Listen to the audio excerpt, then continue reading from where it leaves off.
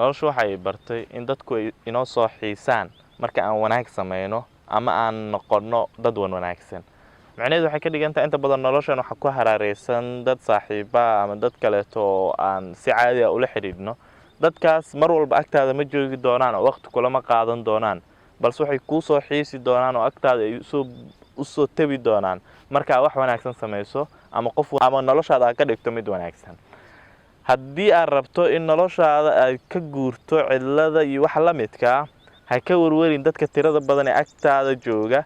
waxaad ka warwartaa adiga naftaada xiriirka idinka dhaxay waa mid noocaaya haddii adiga naftaada xiriirka idinka dhaxay uu noqdo mid fiican macnaheedu waxay ka dhigan tahay cidladan inaadan arkaynin oo adiga naftaada saaxiibo dhow tihiin wada sheekeysanaysaan mar walba oo aad dad weydo markay dadku la joogaan xilliga waqtigu ku saamxo aad waqti la qaadanayso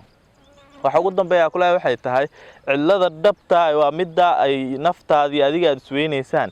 ma aha midka adiga iyo dadka isweynaysaan marka ku mashquul inaad saaxiib dhow la noqoto saaxiib dhaba aad jacayl dhaba u muujiso naftaada halka aad dad kale u muujin lahayd tiisa daryeela to kale ku darsado waa tii hore loo dhahay naftaada markaad jeclaato ayaa dad kale jeclaan kartaa aad cidlada ka koraysaa